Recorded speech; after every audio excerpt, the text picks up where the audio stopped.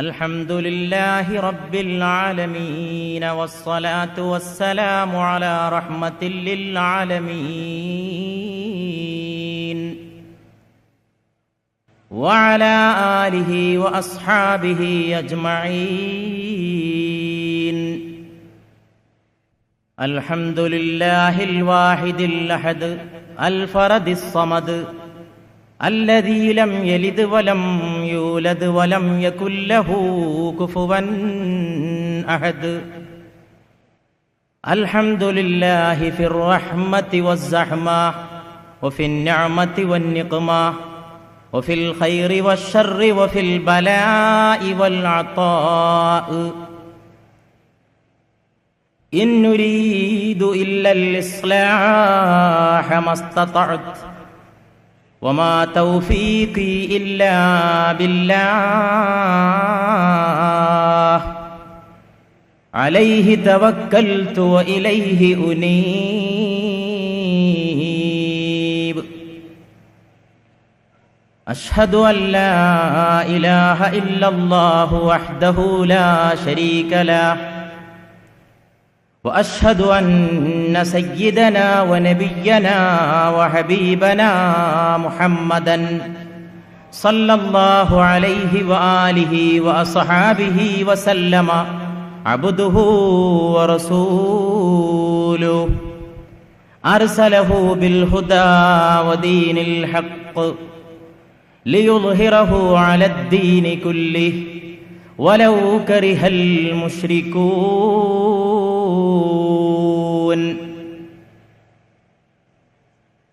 أعوذ بالله من الشيطان الرجيم. بسم الله الرحمن الرحيم. إذا السماء انفطرت وإذا النجوم انتثرت وإذا البحار فجرت وإذا القبور بعثرت علمت نفس ما قدمت وأخرت. يا أيها الإنسان ما غرك بربك الكريم الذي خلقك فسواك فعدلك في أي صورة ما شاء ركبك. كلا بل تكذبون بالدين إن عليكم لحافظين كراما كاتبين يعلمون ما تفعلون.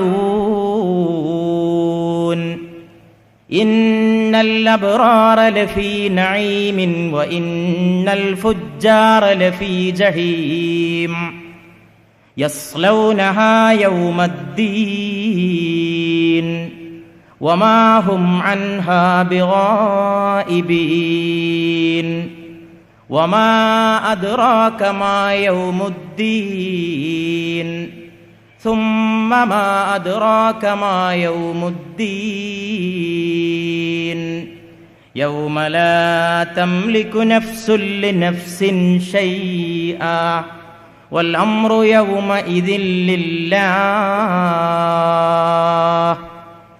صدق الله مولانا العلي العظيم وصدق وبلغنا رسوله النبي الكريم صلى الله عليه وآله وأصحابه وسلم ونحن على ذلك من الشاهدين الشاكرين والحمد لله رب العالمين.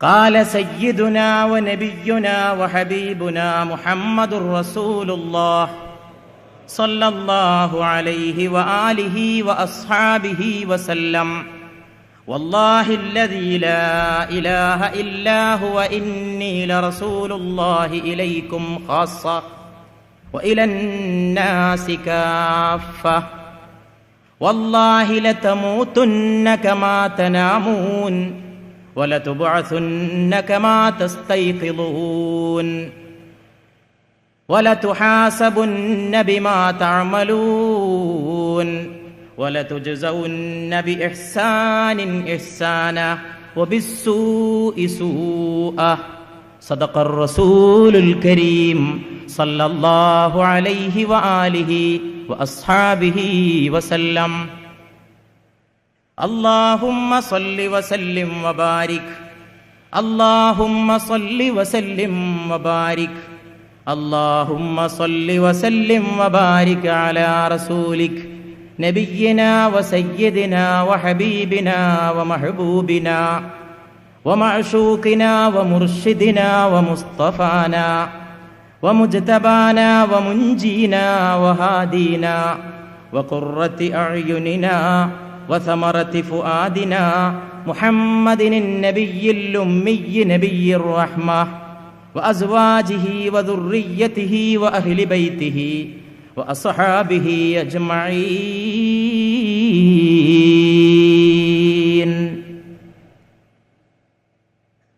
അഭിവന്യരായ മുഅ്മിനീങ്ങളെ, സ്നേഹമുള്ള എൻ്റെ ജ്യേഷ്ഠാനുജന്മാരായ സഹോദരന്മാരെ, ബഹുമാനപ്പെട്ട ഉമ്മപെങ്ങന്മാരായ സഹോദരിമാരെ, ദീനിൻ്റെ വിളിയാളം കേട്ട് പരിശുദ്ധ റമദാനിൻ്റെ ഈ വിശുദ്ധ രാവിനെ അള്ളാഹുവിന് വേണ്ടി ഹയാത്താക്കാനുള്ള ഒറ്റ ഉദ്ദേശത്തോടെ ഗ്രാമാന്തരങ്ങളിൽ നിന്ന് നഗരാന്തരങ്ങളിൽ നിന്ന് ഈ പാറപ്പുറത്തേക്ക് ഒഴുകിയെത്തിയ എൻ്റെ സ്നേഹ സഹോദരങ്ങളെ, സുഹൃത്തുക്കളെ,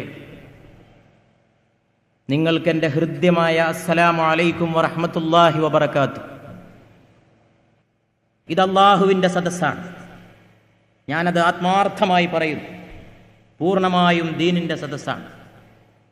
മറ്റൊരു ഉദ്ദേശം ഇത് സംഘടിപ്പിച്ചവർക്കില്ല, ഈ പറയുന്നവനുമില്ല, കേൾക്കാൻ വന്ന നിങ്ങൾക്കുമില്ല എന്ന് ഞാൻ ഉറപ്പിച്ച് വിശ്വസിക്കുന്നു. എങ്കിൽ പിന്നെ ഇതെന്തിൻ്റെ സദസ്സാണ്? ഇത് റബ്ബിൻ്റെ സദസ്സാണ്. വളരെ ഗഹനമായ, കടൽ പോലെ ആഴമുള്ള, അതേ കടൽ പോലെ പരപ്പുമുള്ള ഒരു വിഷയം നമുക്ക് മുമ്പിൽ ചർച്ച ചെയ്യപ്പെടാൻ കിടക്കുന്നുണ്ട്. ഈ വിഷയത്തെക്കുറിച്ച് ഈ വിനീതൻ നടത്തിയിട്ടുള്ള ഒരുക്കപ്പാടുകളുടെ അടിസ്ഥാനത്തിൽ നാളെ കൊണ്ട് പോലും ഈ വിഷയം അവസാനിക്കുമോ എന്നെനിക്ക് പറയാൻ സാധിക്കില്ല. വിഷയമല്ല, ഞാൻ കണക്കാക്കി പോയിന്റ് കുറിച്ച് വെച്ചിട്ടുള്ള കാര്യങ്ങൾ അത് തന്നെ പരിപാടിയിലെ നിശ്ചയപ്രകാരം നാളെ കൊണ്ട് അവസാനിക്കുമോ എന്ന് പറയാൻ സാധിക്കില്ല. സംഘാടകരായ സുഹൃത്തുക്കൾക്ക് ആഗ്രഹമുണ്ട് നാളെ കൊണ്ട് അവസാനിച്ചില്ലെങ്കിൽ ഒരു ദിവസവും കൂടി നടത്തണം എന്ന്. പക്ഷേ സ്വതവേ ശാരീരികമായി വളരെ അസ്വാസ്ഥ്യങ്ങളുള്ള, ഒരുപാട് രോഗങ്ങളുടെ ഒരരയായ എന്നെക്കൊണ്ടതിന് കഴിയുമോ എന്നെനിക്കറിയില്ല. കഴിഞ്ഞാലൊരു പക്ഷേ നമുക്ക് ആലോചിക്കാം. വിഷയം തീർന്നു പോയാൽ നാളെ കൊണ്ട് തന്നെ അവസാനിപ്പിക്കുകയും ചെയ്യാം ഇൻഷാ അല്ലാഹ്. വിഷയവും തീർന്നില്ല, മറ്റന്നാൾ സംസാരിക്കാൻ വിഷമവുമാണെങ്കിൽ ഈ വിഷയം വേറെ എവിടെയെങ്കിലും വെച്ച് പ്രസംഗിച്ച് തീർക്കണം എന്നെനിക്ക് ആഗ്രഹമുണ്ട്. കാരണം അത്ര വളരെ പ്രധാനപ്പെട്ട ഒരു വിഷയമാണിത് എന്നതൊരു കാര്യം. മറ്റൊരു കാര്യം, ഞാൻ ഇതിനു വേണ്ടി ഒരുപാട് അധ്വാനിച്ചിട്ടുണ്ട്. ഈ വിഷയത്തിന് വേണ്ടി ധാരാളം പഠിച്ച് വായിച്ചിട്ടുണ്ട്. നിരവധി ഗ്രന്ഥങ്ങൾ വിദേശത്ത് നിന്ന് വരെ വരുത്തിച്ചിട്ടുണ്ട്. അമേരിക്ക മുതൽ പാകിസ്ഥാൻ വരെ സയൻസുമായും ഏറ്റവും പുതിയ പ്രപഞ്ചത്തിന്റെ അന്ത്യവുമായും ബന്ധപ്പെട്ട പഠനങ്ങളെ പരിചയപ്പെടാൻ ശ്രമിച്ചിട്ടുണ്ട്. അതുകൊണ്ട് അത് എൻ്റെ സഹോദരങ്ങൾക്ക് പകർന്നു തരാൻ എൻ്റെ ഹൃദയം തിടുങ്ങുകയാണ്. ഞാൻ മനസ്സിലാക്കി വെച്ച കാര്യങ്ങൾ നിങ്ങളുമായി പങ്കുവെക്കാൻ. 14 നൂറ്റാണ്ട് മുമ്പ് ഈ ലോകത്തിനൊരു അന്ത്യമുണ്ടാകുമെന്ന് ആമിന ബീവിയുടെ മോൻ മരുഭൂമിയുടെ ഏകാന്തതയിൽ വെച്ച് ലോകത്തോട് പറഞ്ഞത് 20-ാം നൂറ്റാണ്ടിലെ ശാസ്ത്രം അംഗീകരിക്കുന്ന സത്യം നിങ്ങളുമായി പങ്കുവെക്കാൻ എൻ്റെ ഹൃദയം തിടുങ്ങുകയാണ്. അല്ലാഹു സുബ്ഹാനഹു വ തആല നമുക്കതിന് അനുഗ്രഹം നൽകുമാറാകട്ടെ എന്ന് പ്രിയപ്പെട്ടവരെ ഞാൻ പിന്നെയും പ്രാർത്ഥിക്കുന്നു. 2-3 കാര്യങ്ങൾ ഉപക്രമമായിട്ട് സൂചിപ്പിക്കാനുണ്ട്.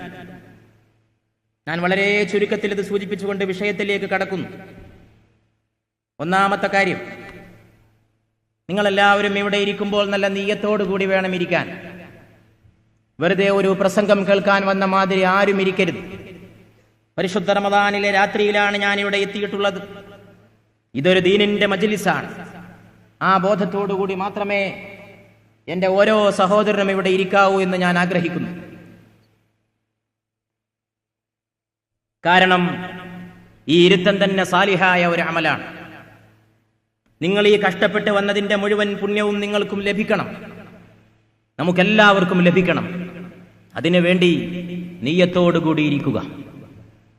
ആ നീയത്തോടുകൂടി ഇരിക്കുമ്പോൾ വളരെ പ്രധാനപ്പെട്ട ഒരു കാര്യം, അള്ളാഹുവെ സ്തുതിക്കാതെ ആരും ഇവിടെ ഇരിക്കരുത്. അതെൻ്റെ ഒരാഗ്രഹമാണ്. അതെന്താണ് ഇത്ര പറയാനെന്ന് ചോദിക്കും. അത് പറയേണ്ട അടിസ്ഥാനപരമായ കാര്യമായതുകൊണ്ട് പറയുകയാണ്. അൽഹംദുലില്ലാഹ് എന്ന് ഒരു വട്ടമെങ്കിലും എല്ലാവരും ചൊല്ലണം. ഒരു പ്രയാസമുള്ള വചനമല്ലല്ലോ അത് ചൊല്ലാൻ. അൽഹംദുലില്ലാഹ് അത് ചൊല്ലാൻ എന്ത് ചെലവ്? ഒരു ശ്വാസത്തിന്റെ ചെലവ് പോലുമില്ല. അത് ഒരു വട്ടമെങ്കിലും ചൊല്ലാതെ ആരും ഈ മജ്ലിസിൽ ഇരിക്കരുത് എന്നും ഞാൻ ആഗ്രഹിക്കുന്നു. കാരണം അള്ളാഹു ചെയ്തു തന്ന ഈ സഹായവും സൗകര്യവും കാരുണ്യവും അനുഗ്രഹവും ഇതൊക്കെ അനുഭവിച്ചിട്ട് അവനെ സ്തുതിക്കാതിരിക്കുന്നത് എത്ര വലിയ നന്ദികേടായിരിക്കും. പ്രസംഗിക്കുന്നവന് മാത്രമുള്ള കടമയല്ല റബ്ബിനെ സ്തുതിക്കുക എന്ന ബാധ്യത. അത് കേൾക്കാൻ വന്ന ഓരോ സഹോദരന്റെയും ബാധ്യതയാണ് എന്ന് ഞാൻ വിശ്വസിക്കുന്നു. അതുകൊണ്ട് അല്ലാഹുവെ സ്തുതിക്കണം. അവന്റെ കാരുണ്യമില്ലായിരുന്നെങ്കിൽ നമുക്കിങ്ങനെ കൂടാൻ കഴിയുമായിരുന്നോ? പരിശുദ്ധ റമദാനിൽ എന്ന് മാത്രമല്ല വേറെ ഏത് സമയത്തെങ്കിലും ഒരുമിച്ച് കൂടാൻ കഴിഞ്ഞിരുന്നോ? അല്ലാഹുമ്മ ലൗലാ അൻത മഹ്തദൈനാ ലാ തസദ്ദഖ്നാ വലാ സല്ലൈനാ. അല്ലാഹുമ്മ ലൗലാ അൻത മഹ്തദൈനാ ലാ തസദ്ദഖ്നാ വലാ സല്ലൈനാ ഫഅൻസിലൻ സകീനതൻ അലൈനാ വസബ്ബിതിൽ അഖ്ദാമ ഇല്ലാ ഖൈനാ നഹ്നുൽ ലാ ജാഊക മുസ്ലിമീന. അല്ലാഹുവേ, ഞങ്ങൾ മുസ്ലിംകളായി നിന്റെ സവിധത്തിൽ അണഞ്ഞിരിക്കുകയാണ്. നീ ഇല്ലെങ്കിൽ ഞങ്ങൾക്ക് എവിടെ നിന്ന് ഹിദായത്ത് കിട്ടാൻ നാഥ? നീ ഇല്ലെങ്കിൽ ഞങ്ങൾ എങ്ങനെ ദീൻ അംഗീകരിക്കാൻ നാഥ? നീ ഇല്ലെങ്കിൽ ഞങ്ങൾ എങ്ങനെയാണ് നാഥ നിന്റെ ദീനിനെ പുണരുക? നീ അനുഗ്രഹിച്ചിട്ടില്ലെങ്കിൽ നിന്റെ ദീനിലേക്ക് ഞങ്ങൾക്ക് വരാൻ കഴിയുമോ? ഞങ്ങൾക്ക് നമസ്കരിക്കാൻ കഴിയുമോ? ലൗലാ അൻത മഹ്തദൈനാ ലാ തസദ്ദഖ്നാ വലാ സല്ലൈനാ. ഞങ്ങൾക്ക് നിസ്കരിക്കാൻ കഴിയുന്നത് പോലും നീ ഉണ്ടായിട്ടാണ്. നിസ്കാരം അത്ര വലിയ അനുഗ്രഹമാണ്. നിസ്കാരം അത്ര വലിയ അനുഗ്രഹമാണ്. അതുകൊണ്ട് അല്ലാഹുവേ, നീ ഇല്ലെങ്കിൽ ഞങ്ങളില്ല. അല്ലാഹു ഇല്ലെങ്കിൽ നമുക്കിങ്ങനെ കൂടാൻ കഴിയില്ല, പറയാൻ കഴിയില്ല, കേൾക്കാൻ കഴിയില്ല. അവന്റെ അനുഗ്രഹമില്ലെങ്കിൽ അല്ലാഹുവിങ്കലേക്കൊരു തിരിച്ചുപോക്കിനുള്ള പ്രേരണയും സഹായവും നമ്മുടെ മനസ്സുകളിൽ നിന്ന് ഉത്ഭൂതമാകണം. തിരമാലയുടെ ഓരോ ഗാനത്തിലും അവന്റെ നാദമുണ്ടെന്റെ യുവ സഹോദര. കിഴക്കുദിക്കുന്ന ഓരോ സൂര്യോദയത്തിലും അവന്റെ ഉജ്ജ്വലമായ സന്ദേശത്തിന്റെ ഉഷ്ണമുണ്ടെന്റെ സഹോദര. അതാ അങ്ങകലെ ജ്വലിച്ചു നിൽക്കുന്ന ചന്ദ്രഗോളത്തിലൂടെ ഒഴുകി വരുന്ന നിലാവിന്റെ അലകളിൽ അവന്റെ മഹാത്മ്യത്തിന്റെ മൊഴിയുണ്ടെന്റെ സഹോദര. ഓരോ വിരിയുന്ന പൂവിലും ഓരോ കരയുന്ന കുഞ്ഞിലും ഓരോ പാല് കുടിക്കുന്ന പൂച്ചക്കുട്ടിയുടെ മനസ്സിലും എല്ലാം അവന്റെ മുത്തുമൊഴിയുണ്ടെന്റെ സഹോദര. അവനില്ലെങ്കിൽ ലോകമില്ല, അവനില്ലെങ്കിൽ നമ്മളില്ല, അവനില്ലെങ്കിൽ നമ്മുടെ അനക്കമില്ല, അവനില്ലെങ്കിൽ ഈ കയ്യുകൾക്ക് ചലനമില്ല, അവനില്ലെങ്കിൽ ഈ നാവിന് ശബ്ദമില്ല, അവനില്ലെങ്കിൽ നമ്മുടെ സകലമാന വ്യവഹാരങ്ങളും അപകടത്തിലാണ്. അതുകൊണ്ട് റബ്ബന അല്ലാഹുമ്മ ലൗലാ അൻത മഹ്തദൈനാ ലാ തസദ്ദഖ്നാ വലാ സല്ലൈനാ. അല്ലാഹുവേ, നീ ഇല്ലെങ്കിൽ ഞങ്ങളുണ്ടോ? അള്ളാഹുവിനെ അറിയുക എന്നുള്ളതാണ് ഒരു വിശ്വാസിയുടെ ആദ്യത്തെ കടമ. പടച്ചവനെ അറിഞ്ഞാൽ കുറേ പ്രശ്നങ്ങൾക്കുള്ള പരിഹാരമായി. ആർക്കാ സമയം? ആർക്കാണ് അള്ളാഹുവിനെ അറിയാൻ സമയം? നൂറുകൂട്ടം സ്വന്തം കാര്യങ്ങളിൽ ഓടിക്കൊണ്ടിരിക്കുന്ന മനുഷ്യൻ അവസാനം മരിക്കണ സമയം വരുമ്പോഴേ അള്ളാഹുവിനെ അറിയുള്ളൂ. അതിനു മുമ്പ് തന്നെ അറിയാനുള്ള ഒരു ശ്രമം നടത്തണം. അള്ളാഹുവിനെ കുറിച്ചൊരു കവി എഴുതിയ 2 വരി ഞാൻ ഈ സദസ്സിൽ എൻ്റെ സഹോദരങ്ങളെ കേൾപ്പിക്കാം. മഖ്ലൂഖ് ബേശുമാർ ഹേ ലേക്കിൻ ഖുദാ ഹേ ഏക്, മഖ്ലൂഖ് ബേശുമാർ ഹേ ലേക്കിൻ ഖുദാ ഹേ ഏക്, ഹജത് തലബ് ബഹുത് സേ ഹേ ഹജത് റവാ ഹേ ഏക്, उसकी तजल्लियात के जलवे है गो हजार, इस दिल के आईने में तो जलवा नुमा है एक, हर चंद बेशुमार है मखलूक कायनात, इन लाखों मायनों में नजर आ रहा है एक, हजत रवा तमाम ज़माना का एक है कश्तियाँ हजार मगर ना खुदा है एक, है ज़ात वहद के सिवान कौन चार साज, दोनों जहां में मेरे लिए आसरा है एक, മഖ്ലൂക്ക് ബേശുമാർ ഹേ, പടക്കപ്പെട്ട പടപ്പുകൾ ധാരാളമാണ്, ഖുദാ ഹേ ഏക്, പടച്ചവൻ ഒന്ന് മാത്രമാണ്. ഹജത്ത് തലബ് ബഹുത് സഹേ, ആവശ്യങ്ങൾ തേടാൻ ധാരാളമുണ്ട്. ഹജത്ത് റവാ ഹേ ഏക്, ആവശ്യങ്ങൾ നിർവഹിച്ചു തരുന്നവൻ ഒരുവൻ മാത്രമാണ്. ഉസ്കി തജല്ലിയാത് കെ ജൽവേ ഹേ ഗു ഹസാർ, ആയിരക്കണക്കിനാണ് അവന്റെ അരുണകിരണങ്ങൾ. ഇസ് ദിൽ കെ ആയിനെ മേ തോ ജൽവാനുമാ ഹേ ഏക്, പക്ഷേ ഈ ഹൃദയത്തിൽ തിളങ്ങുന്നത് ഒരുവൻ മാത്രമാണ്. ഹർ ചന്ദ് ബേശുമാർ ഹേ മഖ്ലൂക്ക് കായിനാത്ത്, ഈ പ്രപഞ്ചത്തിലെ സൃഷ്ടികൾ ധാരാളമാണ്. ഈ ലക്ഷക്കണക്കിന് കണ്ണാടികളിൽ തെളിയുന്നത് ഒരേ ഒരുവന്റെ അസ്തിത്വം മാത്രമാണ്. എന്തോ ഒരു രസകരമായ സംഗതി, ലക്ഷക്കണക്കിന് കണ്ണാടികളിൽ തെളിയുന്നത് ഒരേ ഒരുവന്റെ അസ്തിത്വം മാത്രമാണ്. അതാണ് ഈ വിനീതൻ നേരത്തെ പറഞ്ഞത്, കിഴക്കുദിക്കുന്ന സൂര്യോദയം, പടിഞ്ഞാറിന്റെ അസ്തമയം, ചന്ദ്രന്റെ നിലാവ്, പൂക്കളുടെ സുഗന്ധം, പ്രപഞ്ചത്തിന്റെ ചലനം, അണ്ടകടാഹത്തിന്റെ അനക്കം, മനുഷ്യഹൃദയങ്ങളുടെ തന്ത്രവിദ്യകൾ, ജീവന്റെ പ്രഭവ കേന്ദ്രം, ആത്മാവിന്റെ പ്രസരണ കേന്ദ്രം, മാനവ ജീവിതത്തിന്റെ പ്രപഞ്ച ചലനത്തിന്റെ സകലമാന ഘട്ടങ്ങളെയും നിയന്ത്രിച്ചുകൊണ്ട്, സകലമാന ബിന്ദുക്കളെയും സ്വാധീനിച്ചുകൊണ്ട് ഒരു ശക്തി നിലകൊള്ളുകയാണ്. അവൻ ഏകനാണ്, അവൻ ഒന്ന് മാത്രമാണ്, അവന് പങ്കുകാരനില്ല, അവന് കൂട്ടാളിയില്ല, അവന് കൂട്ടുകാരനില്ല, അവൻ ഒന്ന് മാത്രമാണ്, ഒന്നേ ഒന്ന് മാത്രമാണ്. കപ്പലുകൾ ആയിരങ്ങളാണ്, പക്ഷെ കപ്പിത്താൻ ഒന്ന് മാത്രമാണ്. ഈ ലോകമൊരു കപ്പലാണെങ്കിൽ ഇതിനെ പിടിച്ച് മുന്നോട്ട് കൊണ്ടുപോകുന്ന കപ്പിത്താൻ ഒന്ന് മാത്രമാണ്. ഒരേ ഒരു കപ്പിത്താൻ, അത് നീ മാത്രമാണ്. നിന്റെ കയ്യിലല്ലോ കപ്പൽ, നിന്റെ കയ്യിലല്ലോ ചങ്ങാടം, നിന്റെ കയ്യിലല്ലോ എല്ലാറ്റിന്റെയും മൂക്കുകയർ. നീ പിടിച്ചാൽ അവിടെ നിൽക്കാത്ത നൗകയുണ്ടോ? നീ നിയന്ത്രിച്ചാൽ കിട്ടാത്ത ലോകമുണ്ടോ? നീ പിടിച്ചു കെട്ടിയാൽ കറക്കം നിർത്താത്ത ഒരു ഗ്രഹമുണ്ടോ? നീ മരിപ്പിക്കാൻ ശ്രമിച്ചാൽ വീണങ്ങ് അനങ്ങാതെ കിടക്കാത്ത ഏതെങ്കിലും ഒരു മനുഷ്യ ദേഹമുണ്ടോ? ഇല്ല തമ്പുരാനെ, നീയല്ലാതെ ഒരു നാഥനില്ല. ഈ അള്ളാഹുവെ സ്തുതിച്ചുകൊണ്ട്, അവനെ അറിഞ്ഞുകൊണ്ട് വേണം നമുക്ക് ജീവിക്കാൻ. അതുകൊണ്ട് എൻ്റെ സഹോദരങ്ങളെ, നിങ്ങളോട് എൻ്റെ ആദ്യത്തെ അപേക്ഷ സ്തുതിച്ചുകൊണ്ട്, അള്ളാഹുവിനെ സ്തുതിച്ചുകൊണ്ട് ഇവിടെ ഇരിക്കണം. രണ്ടാമത്തേത്, സലാത്തിനെ ഒരു അവസരത്തിലും നിങ്ങൾ മറന്നു പോകരുത്. അത് ഞാൻ വിശദീകരിക്കുന്നില്ല, നിരവധി തവണ ഞാൻ പല വേദികളിലും പറഞ്ഞിട്ടുള്ളതാണ്. സലാത്ത്, ഈ അള്ളാഹുവിനെ നമുക്ക് പരിചയപ്പെടുത്തി തന്ന ആ പ്രവാചകനോട് നന്ദി കേട് കാണിക്കരുത്. റസൂലില്ലെങ്കിൽ അള്ളാഹ് ആരും അറിയില്ല, നിങ്ങളും ഞാനും അറിയില്ല. ആമിന ബീവിയുടെ മോൻ എന്നൊരൊറ്റ ഗേറ്റേ ഉള്ളൂ, അള്ളാഹു എന്ന ആ മഹത്തായ നിധിയിലേക്ക് കടക്കാൻ വേറെ ഗേറ്റില്ല. ഒറ്റ കവാടം, മുഹമ്മദ് മുസ്തഫ സല്ലല്ലാഹു അലൈഹി വആലിഹി വസഹാബിഹി വസല്ലം. റസൂലാകുന്ന ഗേറ്റ് കടക്കാതെ പടച്ചോനറിയാൻ ഒരു വഴിയില്ല. ഈ ലോകത്ത് എത്ര ആളുകൾ ഈശ്വരവിശ്വാസികളുണ്ട്, അവർക്കൊന്നും ലക്ഷ്യത്തിലെത്താൻ കഴിഞ്ഞില്ല. എന്താ കാരണം? മുഹമ്മദ് നബി അറിഞ്ഞില്ല. സല്ലല്ലാഹു അലാ മുഹമ്മദ് സല്ലല്ലാഹു അലൈഹി വസല്ലം, സല്ലല്ലാഹു അലാ മുഹമ്മദ് സല്ലല്ലാഹു അലൈഹി വസല്ലം. അതുകൊണ്ട് റസൂലിനോട് നന്ദി കാണിക്കണം.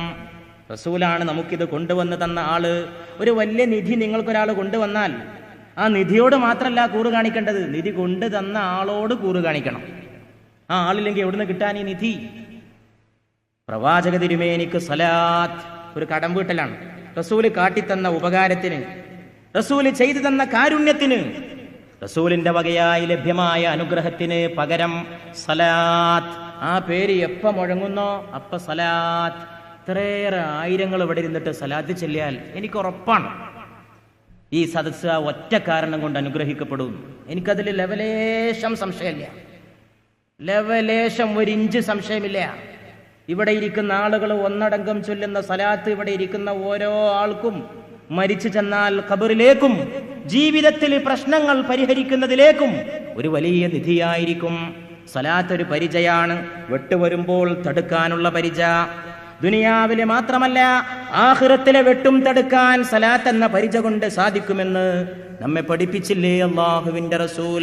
നാളെ എൻ്റെ ശഫാഅത്തിന് ഏറ്റവും കൂടുതൽ അർഹതയുള്ളത് എൻ്റെ പേരിൽ ഏറ്റവും കൂടുതൽ സലാത്ത് ചൊല്ലിയവർക്കാണെന്ന് മുഹമ്മദ് മുസ്തഫ സല്ലല്ലാഹു അലൈഹി വആലിഹി വഅസ്ഹാബിഹി വസല്ലം. അപ്പോൾ റസൂലിൻ്റെ പേരിൽ റസൂലിൻ്റെ ശഫാഅത്ത് പോലും കിട്ടൽ സലാത്തിൻ്റെ അളവുമായിട്ട് ബന്ധപ്പെട്ട് കിടക്കുകയാണ്. അതാ ഞാൻ പറഞ്ഞത്, ആഖിറത്തിലെ വെട്ടും തടുക്കാൻ സലാത്ത് എന്ന പരിച കൊണ്ട് സാധിക്കും. അതുകൊണ്ട് സലാത്തിനെ ഒരിക്കലും നഷ്ടപ്പെടുത്തരുത്. ഇത് രണ്ടാമത്തെ സംഗതി. മൂന്നാമത്തെ സംഗതി ഉപക്രമത്തിൽ പറയാനുള്ള ഇതൊരു വിഷയം വെച്ചിട്ടുള്ള ചർച്ചയാണ്. അതുകൊണ്ട് എൻ്റെ സഹോദരങ്ങൾ ഒരു ആവേശപ്രസംഗം പ്രതീക്ഷിക്കരുത്. ആവേശമുണ്ടാക്കുന്ന പ്രസംഗവും വിഷയം വെച്ചിട്ടുള്ള പഠന പ്രസംഗവും രണ്ടും രണ്ടാണ്. പ്രസംഗം കേൾക്കുന്നവരും ചെയ്യുന്നവരും അടങ്ങിയിട്ടുള്ള ഒരു വലിയ സദസ്സാണിത്. ഞാൻ ഈ പറയുന്ന കാര്യം നിങ്ങളൊക്കെ അംഗീകരിക്കുമെന്നാണ് എൻ്റെ പ്രതീക്ഷ.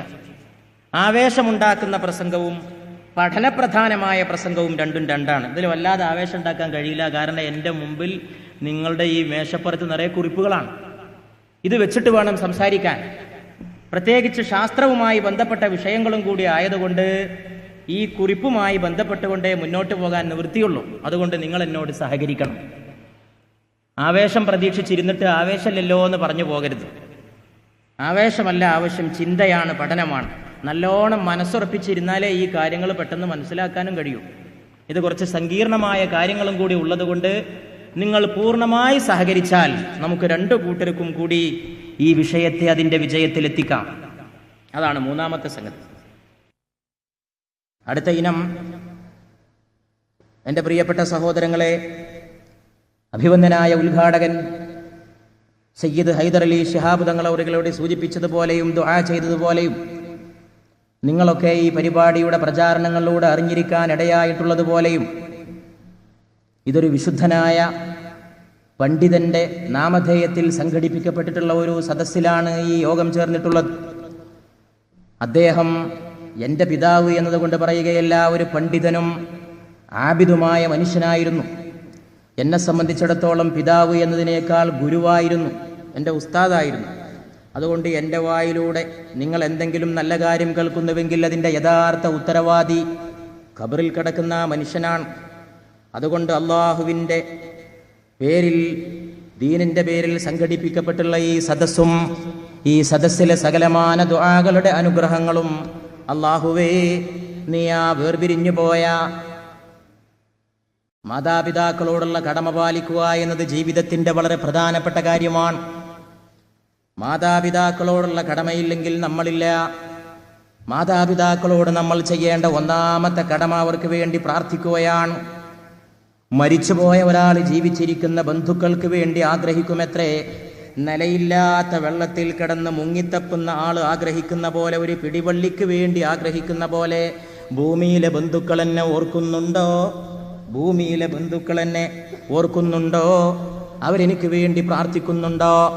അവരെന്നെക്കുറിച്ച് അള്ളാഹുവിനോട് കേണ് പറയുന്നുണ്ടോ? അവർ അള്ളാഹുവിൻ്റെ മുമ്പാകെ എൻ്റെ കാര്യങ്ങൾ ഉണർത്തിക്കുന്നുണ്ടോ എന്ന് ജീവിച്ചിരിക്കുന്ന ആളുകൾക്ക് വേണ്ടി, മരിച്ചുപോയ ആള് ഒരു പിടിവള്ളിക്ക് വേണ്ടി വെള്ളത്തിൽ മുങ്ങിത്തപ്പുന്നവൻ ആഗ്രഹിക്കുന്ന പോലെ ആഗ്രഹിച്ചു പോകുമെന്ന് റൂഹി ഫിദാ മുഹമ്മദ് മുസ്തഫ സല്ലല്ലാഹു അലൈഹി വആലിഹി വഅസ്ഹാബിഹി വസല്ലം പറഞ്ഞിരിക്കുകയാണ്. റസൂൽ നേരിട്ട് അറിയിച്ചിരിക്കുകയാണ്, മരിച്ചവരോടുള്ള കടമ പാലിക്കണം, അവർക്ക് വേണ്ടി പ്രാർത്ഥിക്കണം. അതുകൊണ്ട് പ്രിയപ്പെട്ടവരെ, പ്രത്യേകിച്ചും മാതാപിതാക്കളെ ഓർക്കണം. ഞാൻ എൻ്റെ പിതാവിനെ പറ്റി പറയുമ്പോൾ അത് എൻ്റെ പിതാവിന് വേണ്ടി മാത്രമല്ല, നിങ്ങളുടെ ഒക്കെ പിതാക്കൾക്ക് വേണ്ടിയാണ്. അതെൻ്റെ സഹോദരന്മാർ മനസ്സിലാക്കണം. ഞാൻ മാത്രമല്ല ഒരു മരിച്ചുപോയ വാപ്പാൻ്റെ മകൻ. ഇവിടെ ഇരിക്കുന്ന എത്രയോ ആളുകളെ ഓരോരുത്തരങ്ങോട്ട് പരിശോധിച്ച് നോക്കുകയാണെങ്കിൽ വാപ്പ മരിച്ചുപോയ ഒരുപാട് ആളുകൾ ഈ മഹത്തായ മജ്ലിസിലുണ്ടാവും. ഉമ്മ മരിച്ചുപോയ ആളുകൾ മരണല്ലേ എന്നും നടക്കുന്നത്. ഇവിടുത്തെ വിഷയം അതാണ്. ഞാൻ അതിലേക്ക് വരുന്നുണ്ട്. ഞാൻ ഇപ്പം ഇങ്ങോട്ട് കടന്നു വരുന്നത് 2 മരണവാർത്ത കേട്ടിട്ടാണ്. ഇപ്പൊ കടന്നു വരുന്നതെന്ന് പറഞ്ഞാൽ പ്രസംഗിക്കാൻ അങ്ങോട്ട് പുറപ്പെടാൻ നേരത്ത്, അതിന് മുമ്പല്ല, പ്രസംഗിക്കാൻ പുറപ്പെടാൻ വേണ്ടിയിട്ട് ഇങ്ങനെ ഇരിക്കുമ്പോൾ 2 മരണവാർത്തയെ കേട്ടത്. ഒന്നൊരു സുഹൃത്തിൻ്റെ കുടുംബത്തിലെ ഒരു മരണവാർത്ത, ഒന്ന് എൻ്റെ കുടുംബത്തിലെ ഒരു മരണവാർത്ത. ഈ യോഗം ഇല്ലായിരുന്നെങ്കിൽ ഞാനിപ്പോൾ പോകേണ്ട കേസാണ്. എൻ്റെ അളിയൻ്റെ ഉമ്മ എൻ്റെ സഹോദരന്മാരെ, നമ്മളിങ്ങനെ ദിനേന മരിച്ചുകൊണ്ടിരിക്കുന്ന വാർത്തകൾ കേൾക്കുകയാണ്. അല്ലാഹു സുബ്ഹാനഹു വ തആല അവർക്ക് മഗ്ഫിറത്തും റഹ്മത്തും പ്രദാനം ചെയ്യുമാറാകട്ടെ. സ്വർഗത്തിൽ അവരെയും നമ്മെയും അല്ലാഹു ഒരുമിച്ച് കൂട്ടുമാറാക്കട്ടെ.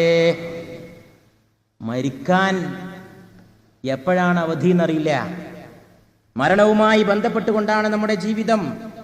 അതുകൊണ്ട് പ്രിയപ്പെട്ട സഹോദരങ്ങളെ, മാതാപിതാക്കളെ നമ്മൾ എപ്പോഴും ഓർത്തുകൊണ്ടേയിരിക്കണം. മരിച്ചുപോയവർക്ക് വേണ്ടി റബ്ബിർഹംഹുമാ കമാ റബ്ബയാനി സഗീറാ, ചെറുപ്പകാലത്ത് അവരെന്നെ വളർത്തിയതുപോലെ അല്ലാഹുവേ നീ അവർ രണ്ടുപേരെയും അനുഗ്രഹിക്കണമേ എന്ന് പ്രാർത്ഥിക്കുവാൻ അല്ലാഹു നമ്മോട് കൽപ്പിച്ചിരിക്കുകയാണ്. മാതാപിതാക്കളോടുള്ള കടമ പറയുമ്പോൾ ഞാൻ ചരിത്രത്തിലെ ഒരു സംഭവം ഓർത്തു പോവാണ്. വെറും വിഷയം എങ്ങനെ പറഞ്ഞാലും ഉണങ്ങിപ്പോവല്ലോ ചർച്ച. അതുകൊണ്ട് ഇടയ്ക്കൊരു കഥയും കിടക്കട്ടെ. റസൂലുള്ളാഹി സ്വല്ലല്ലാഹു അലൈഹി വസല്ലം പറഞ്ഞ കഥ, കെട്ടുകഥയും ഐതിഹ്യമൊന്നുമില്ല. റസൂല് പറഞ്ഞ കഥ ചരിത്ര സംഭവമാണ്. അള്ളാഹുവിന്റെ റസൂൽ ഒരു കഥ പറയുകയാണ്. യഹൂദന്മാർക്കിടയിൽ ഒരു ഭക്തനായ സന്യാസി ഉണ്ടായിരുന്നു. മുമ്പ് കാലത്തെ, ഇപ്പോഴത്തെ യഹൂദികളെ കുറിച്ചല്ല പറയണത്, മൂസാ നബി അലൈഹിസ്സലാമിന്റെ കാലഘട്ടത്തിൽ അള്ളാഹുവെ അംഗീകരിച്ചുകൊണ്ട് അവനെ ഇബാദത്ത് ചെയ്തുകൊണ്ട് ജീവിച്ചിരുന്ന നല്ലവരായ ആളുകൾക്കിടയിലെ ഒരു വ്യക്തിയെക്കുറിച്ചാണ് പറയുന്നത്. ഒരു സന്യാസി ഉണ്ടായിരുന്നു. അദ്ദേഹം ആത്മീയമായി വളരെയേറെ ഉയർന്ന ആളായിരുന്നു. പേര് ജുറൈജ് എന്നായിരുന്നു. ജുറൈജ് ഒരു കുന്നിന്റെ മുകളിൽ ഒരു പർണശാല കെട്ടിയിരിക്കുകയാണ്. ലോകവുമായി ബന്ധമില്ല, ആളുകളുമായി ബന്ധമില്ല, സദാ ആരാധനകളിൽ മുഴുകിയിരിക്കുകയാണ്. അങ്ങനെ ഇരിക്കെ ജുറൈജിനെ കാണാൻ ഒരു ദിവസം ജുറൈജിന്റെ ഉമ്മ വന്നു, മാതാവ് വന്നു. മോനെ ജുറൈജേ, ഉമ്മ വിളിച്ചു നോക്കി. നമസ്കാരത്തിന്റെ ഇടയിലായിരുന്നത് കൊണ്ട് ജുറൈജ് മറുപടി പറഞ്ഞില്ല. മാതാവിനെ തിരിഞ്ഞു നോക്കിയില്ല. മാതാവ് തിരിച്ചുപോയി. മകനെ കാണാനുള്ള ആഗ്രഹത്തോടെ വന്ന മാതാവ് തിരിച്ചുപോയി. രണ്ടാമത് ഉമ്മ വീണ്ടും മകനെ കാണാനുള്ള ആഗ്രഹത്തോടു കൂടി വന്ന് മകൻ അല്ലാഹുവിനെ ഇബാദത്ത് ചെയ്തുകൊണ്ടിരിക്കുന്ന പർണശാലയുടെ കൂടാരത്തിന്റെ വാതിൽക്കൽ മുട്ടുകയാണ്. മോനെ ജുറൈജേ, എന്റെ മോനെ ജുറൈജേ. അവിടെ നിന്ന് മറുപടി വരുന്നില്ല. മകൻ ഇബാദത്തിലാണ്, അല്ലാഹുവിന് ആരാധനകൾ അർപ്പിച്ചിരിക്കുകയാണ്. ആ സമയത്ത് രണ്ടാമതും ഇങ്ങനെ സംഭവിച്ചപ്പോൾ ഈ ഉമ്മ ശപിച്ചുവത്രേ, 2 വട്ടം ഞാൻ കാണാൻ വന്നിട്ട് എനിക്ക് കാണാൻ ഒരവസരം തരാതിരുന്ന ഇവനെ അല്ലാഹുവേ നീ ശപിക്കണേ. ഒരു വേശ്യയെ കണ്ടുകൊണ്ടല്ലാതെ ഇവനെ നീ മരിപ്പിക്കല്ലേ എന്റെ നാഥ എന്ന് ഈ ഉമ്മ മകനെതിരെ അല്ലാഹുവിനോട് ദുആ ചെയ്യുകയാണ്. വേശ്യയെ കണ്ടുകൊണ്ടല്ലാതെ ഇവനെ നീ മരിപ്പിക്കല്ലേ തമ്പുരാനെ. ആള് വലിയ സാത്വികനാണ്. ആള് അല്ലാഹുവെ ഓർത്തുകൊണ്ട് എപ്പോഴും ഇബാദത്ത് ചെയ്യുന്നവനാണ്. തെറ്റുകുറ്റങ്ങളിലേക്ക് നടന്നു നീങ്ങാത്തവനാണ്. പക്ഷേ മാതാവിന്റെ ശാപം, ഉമ്മാന്റെ കുരുത്തക്കെട്, അത് ആ സമയത്ത് ഈ മകനെ ബാധിച്ചു കുടുങ്ങുകയാണ്. ആരാധനകളിൽ മുഴുകി ജുറൈജ് അങ്ങനെ ദിനങ്ങളും രാത്രികളും ചെലവഴിക്കവേ ഒരു ദിവസം നാട്ടിലെ പ്രമുഖന്മാർ യോഗം ചേർന്നുകൊണ്ടൊരു തീരുമാനമെടുത്തു. ജുറൈജ് ഒരു വലിയ ആളായിരിക്കുകയാണ്. ജുറൈജ് ഇത്ര വലിയ ആളാകാൻ പാടില്ല. ജുറൈജിനെ നമുക്കൊരു പാഠം പഠിപ്പിക്കണം. ജുറൈജ് ഒരു കള്ള സന്യാസിയാണെന്ന് ആളുകൾക്കിടയിൽ പ്രചരിപ്പിക്കണം. ജുറൈജിനെ താഴ്ത്തിക്കെട്ടണം. അതിനുള്ള വഴി എന്താണ്? പ്രമുഖന്മാർ യോഗം ചേർന്ന് ആലോചന നടത്തിക്കൊണ്ടിരിക്കെ അവർക്കിടയിൽ നിന്നൊരാൾ എഴുന്നേറ്റ് നിന്നുകൊണ്ട് പറഞ്ഞു, പോംവഴി നിങ്ങൾ ആലോചിക്കണ്ട, ഞാൻ കണ്ടിട്ടുണ്ട് പോംവഴി. നാട്ടിൽ അറിയപ്പെടുന്ന വേശ്യയുണ്ട്, അതീവ സുന്ദരിയാണവൾ. അവളെ കണ്ടാൽ നോക്കാത്തവനില്ല, അവളേക്കൊന്ന് ചായാൻ ആഗ്രഹിക്കാത്തവനില്ല. അവളെ കൊണ്ട് വേണം ജുറൈജിനെ പാഠം പഠിപ്പിക്കാൻ. ഈ പ്രമുഖന്മാർ ചെന്ന് വേശ്യയായ പെണ്ണിനെ സ്വാധീനിക്കുകയാണ്. നീ ജുറൈജിനെ പ്രാപിക്കണം, നീ ജുറൈജിനെ പ്രേമിക്കണം, നീ ജുറൈജിനെ വശത്താക്കണം, നീ ജുറൈജിനെ സ്വന്തമാക്കണം, നീ ജുറൈജിന്റെ ആളാകണം, ജുറൈജ് നിന്റെ ആളാകണം. നാട്ടുകാർക്കിടയിൽ നീ ജുറൈജിന്റെ ആളായി അറിയപ്പെടണം, ജുറൈജ് നിന്റെ ആളായി അറിയപ്പെടണം. അതിനുള്ള വഴി ഞങ്ങൾ കണ്ടെത്തിയിരിക്കുന്നുവെന്ന് പ്രമുഖന്മാർ യോഗം ചേർന്നറിയിക്കേണ്ട താമസം. കാണാൻ അതീവ സുന്ദരനാണ് ജുറൈജ്. പെണ്ണങ്ങ് മോഹിച്ചുപോയി. വേശ്യയാണ്, ഒരു അഡ്രസ് ഇല്ലാത്തവളാണ്. നാട്ടിൽ അറിയപ്പെടുന്ന ഒരു ആത്മീയവാദിയുടെ അഡ്രസ് കിട്ടുക എന്ന് പറഞ്ഞാൽ ആരാണ് ആഗ്രഹിച്ചു പോകാത്തത്? അതുകൊണ്ട് ഞാൻ അതിന് തയ്യാറാണ്. അവൾ ആ കരാറിൽ ഒപ്പുവെച്ചു. അവൾ അവരുടെ വാക്ക് കേട്ടു. ജുറൈജ് അല്ലാഹുവിനെ ഇബാദത്ത് ചെയ്തുകൊണ്ട് കൂടാരത്തിൽ കഴിയുകയാണ്. ജുറൈജിന്റെ വാതിൽക്കലത മേക്കപ്പ് ചെയ്ത് ചമഞ്ഞ് കുണുങ്ങി കാർക്കൂന്തലിളക്കി നിതംബമാട്ടി പുരികത്തിന്റെ ചലനക്കൊടികളുമായി ഒരു പെണ്ണ് പ്രത്യക്ഷപ്പെട്ടിരിക്കുന്നു. അവൾ വന്നുകൊണ്ട് പറയുന്നു, ജുറൈജേ കവാടം തുറക്കുമോ? അള്ളാഹുവിനെ ഇബാദത്ത് ചെയ്തുകൊണ്ട് തെറ്റിലേക്ക് നീങ്ങാത്ത ജുറൈജ് ഒന്ന് നോക്കേണ്ട താമസം. അള്ളാഹുവിനെ ഭയപ്പെടുന്നു ഞാൻ. പെണ്ണെ നീ മാറിപ്പോകണം. പെണ്ണെ നിനക്കിവിടെ സ്ഥാനമില്ല. നിനക്കെന്റെ ഈ കൂടാരത്തിലേക്ക് പ്രവേശനമില്ല. നീ പോകണം. നീ എന്റെ കണ്ണിൽ നിന്ന് മാറണം എന്ന് ജുറൈജ് ആവശ്യപ്പെടുകയാണ്. ആ പെണ്ണങ്ങനെ അകന്നുപോയി. നിവൃത്തിയില്ലാതെ വീണ്ടും വീണ്ടും കെഞ്ചി നോക്കിയ ശേഷം അകന്നുപോയി. ജുറൈജിനോട് അഭ്യർത്ഥന നടത്തി, പലവിധ നാട്യങ്ങൾ നടത്തി നോക്കി, പല പല ചാടകൾ കളിച്ചു നോക്കി. വശത്താക്കാനുള്ള 18 ഒരുപാട് പുരുഷന്മാരെ മയക്കിയെടുത്ത അറിയപ്പെടുന്ന നാട്ടിലെ അറിയപ്പെടുന്ന വേശ്യ ജുറൈജ് എന്ന ഈ ആത്മീയ വ്യക്തിയെ തളർത്തിയിടാൻ, കീഴ്പ്പെടുത്താൻ, സ്വാധീനിക്കാൻ ശ്രമിച്ചിട്ട് അവസാനവും കഴിയാതെ പോയപ്പോൾ അവളൊരു ശപഥം ചെയ്തു. അങ്ങനെ നീ എനിക്ക് വശത്താവുകയില്ലെങ്കിൽ ഞാനൊരടവ് കണ്ടിട്ടുണ്ട്. നിന്നെ ഞാൻ വീഴ്ത്തും, നിന്നെ ഞാൻ പേരുദോഷത്തിനിട വരുത്തും, നിന്നെ ഞാൻ 4 ആൾക്കിടയിൽ കുറ്റവാളിയാക്കും. ജുറൈജിന്റെ വീട്ടിന്റെ അടുത്തൊരു ഭൃത്യനായ ഇടയൻ ജീവിച്ചിരുന്നു. ഈ ഇടയന്റെ അടുക്കലേക്ക് ചെന്നുകൊണ്ട് ഈ പെണ്ണ് പറഞ്ഞു, നിന്നെ ഞാൻ ഇഷ്ടപ്പെടുന്നു. എവിടെയോ കിടന്ന ഒരു ഇടയൻ, അവൻ അത്ഭുതപ്പെട്ടു പോയി. നാട്ടിൽ അറിയപ്പെടുന്ന സുന്ദരികളിൽ സുന്ദരിയായ ഈ പെണ്ണ് എന്നെ ആഗ്രഹിക്കുന്നുവോ? ഞാൻ തയ്യാർ. അങ്ങനെ അതാ ആ ദുർഭഗമായ നിമിഷത്തിൽ ഇടയനുമായി ഈ വേശ്യ ഇണചേരുകയാണ്. ഇണചേർന്നവൾ ഗർഭിണിയാവുകയാണ്. അവൾ നാടാകെ പ്രചരിപ്പിക്കുകയാണ്, ഈ ഗർഭത്തിന്റെ ഉടമ ജുറൈജാണ്, ജുറൈജാണിതിന്റെ ആള്, ജുറൈജാണിതിന്റെ ഉടമ.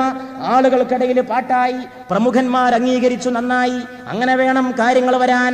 ഇപ്പൊ എവിടെ പോയി കള്ളസന്യാസി? എവിടെ പോയി പൂച്ച സന്യാസി? എവിടെ പോയി അവന്റെ ആരാധന? എവിടെ പോയി അവന്റെ കാപട്യം? എവിടെ പോയി അവന്റെ നാട്യം? എവിടെ പോയി അവന്റെ ജാട? എവിടെ പോയി അവന്റെ സുജൂദ്? എവിടെ പോയി അവന്റെ റുക്കൂഅ്?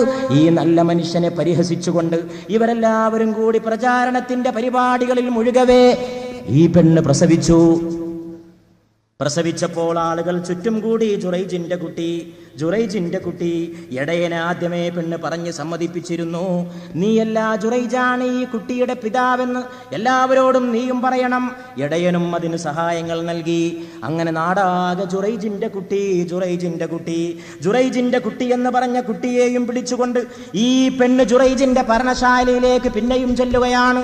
ഒരിക്കലും കള്ളം പറയാത്ത ലോകത്തിന്റെ ഗുരു മുഹമ്മദ് മുസ്തഫ സല്ലല്ലാഹു അലൈഹി വആലിഹി വസഹബിഹി വസല്ലം പറഞ്ഞ് സഹീഹ് ബുഖാരി ഉദ്ധരിച്ച സംഭവമാണിത്. കെട്ടുകഥയല്ല, ഐതിഹ്യമല്ല, കേട്ട് കേൾവിയല്ല, ഏതെങ്കിലും പണ്ഡിതൻ കിതാബിൽ എഴുതി വെച്ചതല്ല. അള്ളാഹുവിന്റെ റസൂല് നേരായ നാവുകൊണ്ട് പറഞ്ഞ സംഭവമാണ്. വാതിൽക്കൽ ചെന്നുകൊണ്ട് മുട്ടി, ജുറൈജേ വാതിൽ തുറക്ക്. പ്രതികാരത്തിന്റെ അഗ്നിയുമായിട്ട് ആ വേശ്യപ്പെണ്ണ് ജ്വലിക്കുകയാണ്. ജുറൈജിനെ കീഴ്പ്പെടുത്താൻ ശ്രമിച്ചിട്ട് കിട്ടാത്തതിലുള്ള ദേഷ്യത്തോടെ, ആ ജുറൈജിനോട് പ്രതികാരമായല്ലോ എന്ന വിചാരത്തോടെ അവള് കുട്ടിയെ കാണിച്ചുകൊണ്ട് പറഞ്ഞു, ഇതാ ജുറൈജേ നിന്റെ കുട്ടി. പിന്നാലെ ആളുകൾ ഒരുപാട് കൂടി. ഇറക്കൂ അവനെ ആ പർണശാലയിൽ നിന്ന്. ഇവനാണ് കള്ളൻ. ഇവൻ ഇന്നലെ വരെ ജനങ്ങളെ പറ്റിച്ചു. ഇവനൊരു വലിയ സാത്വികനായി ചമഞ്ഞു.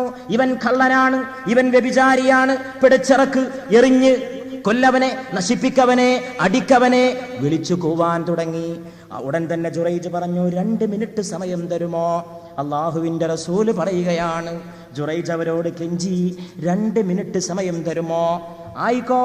2 മിനിറ്റ് ഒളു ചെയ്തുകൊണ്ട് ജുറൈജ് നമസ്കാരത്തിന്റെ സുജൂദിൽ കിടന്നുകൊണ്ട് അള്ളാഹുവിനോട് ദുആ ചെയ്തു. സലാം വീട്ടി വന്നുകൊണ്ട് മഹാനായ ജുറൈജ് ഈ വേശ്യപ്പെണ്ണിന്റെ മാറത്തിരിക്കുന്ന കുട്ടിയുടെ നേരെ, ആ കുട്ടിയുടെ നാവിന്റെ നേരെ, എട്ടും പൊട്ടും തിരിയാത്ത ഒരു കുട്ടിയുടെ നേരെ വിരല് ചൂണ്ടിക്കൊണ്ട് ചോദിക്കുന്നു, കുട്ടി പറ, ആരാ നിന്റെ പിതാവ്? സങ്കടപ്പെട്ടുകൊണ്ട്, കണ്ണീരൊലിപ്പിച്ചുകൊണ്ട്, ഹൃദയം നൊന്തുകൊണ്ട്, അള്ളാഹുവിനെ കുറിച്ച് ഇബാദത്തല്ലാതെ മറ്റൊന്നും ചെയ്യാത്ത അള്ളാഹുവിന്റെ അടിമ കുട്ടിയുടെ നേരെ ചോദിക്കുന്നു, പറ മോനെ, ആരാ നിന്റെ പിതാവ്? തുറന്ന് പറ മോനെ, ആരാ നിന്റെ പിതാവ്? കൂടെ നിൽക്കുന്ന പ്രമുഖന്മാരെ വിളിച്ചു കൂവി. ഒരു പാവപ്പെട്ട പൈതൽ മാതാവിന്റെ അമ്മിഞ്ഞപ്പാല് കുടിക്കുന്ന പ്രായത്തിൽ കുട്ടി എങ്ങനെ വർത്തമാനം പറയാൻ? ആ കുട്ടിയോടാണോ ഈ വിഡ്ഢി ചോദ്യം ചോദിക്കുന്നത്? ഇവന് തലക്ക് വട്ടാണ്. ഇവന് സംസാരിക്കാൻ ഈ കുട്ടിക്ക് ഇനി എത്ര കൊല്ലം കഴിയണം? അതിനിടയിൽ ഇവന്റെ ചോദ്യത്തിന് ആരുത്തരം നൽകാൻ? കുട്ടി പിന്നെയും കുട്ടിയോട് പതുങ്ങിയ സ്വരത്തിൽ ജുറൈദ് ചോദിച്ചു, മോനെ പറ, ആരാ മോനെ നിന്റെ പിതാവ്? ആരാണ് മോനെ നിന്റെ പിതാവ്? അത്ഭുതകരമായ രീതിയിൽ അല്ലാഹുവിന്റെ റസൂല് പറയുകയാണ്. സംസാരത്തിന്റെ പ്രായത്തിലെത്താത്ത കുട്ടി വിളിച്ചു പറഞ്ഞു, എന്റെ പിതാവ് നിങ്ങളല്ല, ഇടയനാണ്. എന്റെ പിതാവ് നിങ്ങളല്ല, ഇടയനാണ്. ആ ഭൃത്യൻ ചെക്കനാണ്. ഉടൻ തന്നെ ആളുകളെല്ലാവരും വന്ന് ജുറൈജിന്റെ കാല് പിടിച്ച് മാപ്പ് ചോദിച്ചുകൊണ്ട് പറയുകയാണ്. കൗമ അതാണല്ലോ, കൗമ 2 മിനിറ്റ് കൊണ്ട് അങ്ങനെയും ചെയ്യും, 2 മിനിറ്റ് കൊണ്ട് ഇങ്ങനെയും ചെയ്യും. മാപ്പ് ചോദിച്ചുകൊണ്ട് പറയുകയാണ്, ജുറൈജെ മാപ്പാക്കണേ, ജുറൈജെ നിങ്ങൾ ഇത്ര വലിയ ആളാണെന്ന് ഞങ്ങൾ കരുതിയില്ല, ജുറൈജെ നിങ്ങൾ ഞങ്ങളോട് ക്ഷമിക്കണേ, ജുറൈജെ നിങ്ങളാണെന്ന് ഞങ്ങൾ കരുതിപ്പോയതാണ് ജുറൈജെ. അതുകൊണ്ട് ജുറൈജിന്റെ കൂടാരം പൊളിച്ച് തകർത്തിട്ടുണ്ടായിരുന്നു അവർ ബഹളത്തിനിടയിൽ. സ്വർണത്തിന്റെ ഒരു കൂടാരം നിങ്ങൾക്ക് ഞങ്ങൾ കെട്ടിത്തരാം എന്ന് പറഞ്ഞപ്പോൾ ജുറൈജ് പുഞ്ചിരിച്ചുകൊണ്ട് പറഞ്ഞു, സ്വർണവും വെള്ളിയും ഒന്നും വേണ്ട, പണ്ടുണ്ടായിരുന്ന പോലെ ഓലമേഞ്ഞ ആ പഴയ കുടീരം തന്നെ ഒന്ന് കെട്ടിത്തന്നാ മതി. അങ്ങനെ നാട്ടുകാർ കൂടാരം കെട്ടി ജുറൈജിനെ അവിടെ തന്നെ കുടിയിരുത്തിയെന്ന് മുഹമ്മദ് മുസ്തഫ സല്ലല്ലാഹു അലൈഹി വആലിഹി വസഹബിഹി വസല്ലം. റസൂൽ എന്തിനാ ഈ കഥ നമുക്ക് പറഞ്ഞത്? നമ്മളെ കഥ പറഞ്ഞ് രസിപ്പിക്കാനോ? വെറുതെ കഥ പറഞ്ഞ് രസിപ്പിക്കണ പണി അള്ളാഹുവിൻ്റെ റസൂലിനില്ല. ഒരു കഥ പറഞ്ഞു തന്നിട്ടുണ്ടെങ്കിൽ അതിൽ 100 പാഠം ഉണ്ടാവും. ഇതിൽ നിന്ന് ഒരുപാട് പാഠമുണ്ട്. ഒരു പാഠം ഞാൻ അവിടെ പറഞ്ഞത്, ഉമ്മാന്റെ കുരുത്തക്കെട്. വലിയ ആബിദായ മനുഷ്യനാണെങ്കിലും ഉമ്മാന്റെ ശാപം വലിച്ചുപോയി. വേശ്യയെ കാണാതെ ഇവനെ നീ മരിപ്പിക്കരുതേ എന്നാ ഉമ്മ ദ്വാരന്നിട്ട് അങ്ങോട്ട് ഇറങ്ങിയത്. അത് ഫലിച്ചു. ആള് വലിയ ആബിദായിരുന്നു. പക്ഷെ ഉമ്മ വന്നപ്പോൾ തിരിഞ്ഞു നോക്കിയില്ല, ഇബാദത്ത് ചെയ്യായിരുന്നു. ഇബാദത്തിനടക്കം അള്ളാഹുവിനോടുള്ള കടമ പാലിക്കണം, മാതാപിതാക്കളോടുള്ള കടമയും പാലിക്കണം. രണ്ടാമത്തെ കാര്യം എന്താണ്? സംഗതി കുരുത്തക്കേടിന് അങ്ങനെ സംഭവിച്ചെങ്കിലും ജുറൈജിനെ പിടിക്കാൻ നാട്ടുകാർക്ക് കഴിഞ്ഞില്ല. അതാണ് രണ്ടാമത്തെ പാഠം. ഉമ്മാന്റെ കുരുത്തക്കേട് കൊണ്ട് ജുറൈജിനൊരു പരീക്ഷണം ഉണ്ടായെങ്കിലും ജുറൈജിനെ പിടികൂടാൻ ശത്രുക്കളായ നാട്ടുപ്രമാണിമാർക്ക് സാധിച്ചില്ല. എന്താ കാരണം? ജുറൈജ് സത്യസന്ധനായിരുന്നു. ജുറൈജ് അള്ളാഹുവിനെ ഭയപ്പെട്ടിരുന്നു. ജുറൈജ് മുത്തഖിയായിരുന്നു. ജുറൈജ് നല്ല മനുഷ്യനായിരുന്നു. അതുകൊണ്ട് മിണ്ടാൻ കഴിയാത്ത കുട്ടിയെ കൊണ്ട് അള്ളാഹു സംസാരിപ്പിച്ചു. ജുറൈജിന്റെ സത്യസന്ധത അള്ളാഹു തെളിയിപ്പിച്ചു.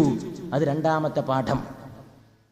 മൂന്നാമത്തെ പാഠം, അള്ളാഹു കൂടെയുണ്ടെങ്കിൽ ഒന്നിനെയും ഭയപ്പെടേണ്ട കാര്യമില്ല എന്ന പാഠം. അങ്ങനെ ഒരുപാട് പാഠങ്ങൾ അള്ളാഹുവിന്റെ റസൂല് ഈ സംഭവത്തിലൂടെ നമ്മളെ പഠിപ്പിച്ചിരിക്കുകയാണ്. അതുകൊണ്ട് മാതാപിതാക്കളോടുള്ള കടമ ശരിക്കും നാം പാലിക്കണം. ആ കാര്യത്തിൽ യാതൊരു വീഴ്ചയും നമ്മുടെ ഭാഗത്ത് നിന്ന് ഒരിക്കലും വരാതിരിക്കാൻ നാം പ്രത്യേകം ശ്രദ്ധിക്കുകയും ചെയ്യണം.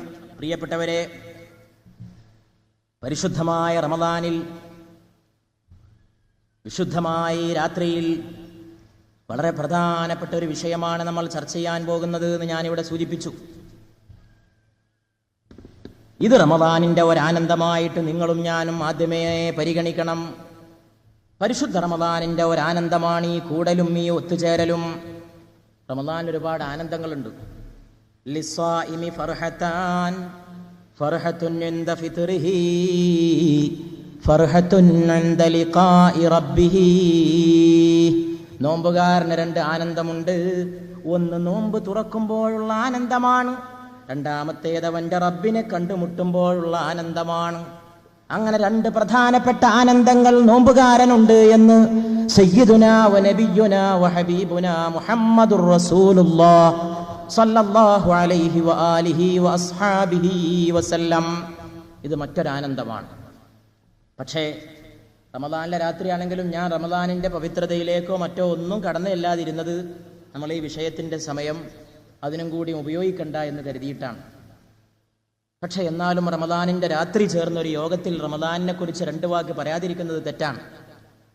റമദാനോടുള്ള കൂറ് നാം പൂർണ്ണമായി പാലിക്കണം. റമദാനിന്റെ ആവേശം നാം പൂർണ്ണമായി ഉൾക്കൊള്ളണം. റമദാനിനെ നമ്മൾ ഒരിക്കലും ഒരു ഭാരമായിട്ട് കണക്കാക്കരുത്. റമദാനിനെ ഭാരമായി കണക്കാക്കിയാൽ നമ്മുടെ ജീവിതം തന്നെ ഭാരമായി തീരും. ജീവിതം ഭാരമായി തീർന്നവന് നാളെ മരണവും ഭാരമായി തീരും. അതുകൊണ്ട് പരലോകം എന്ന വിഷയം ചർച്ച ചെയ്യുമ്പോൾ ആ പരലോകത്തിലേക്ക് വിജയിയായി എത്താനുള്ള വഴിയാണ് പരിശുദ്ധ റമദാൻ എന്ന് മനസ്സിലാക്കണം.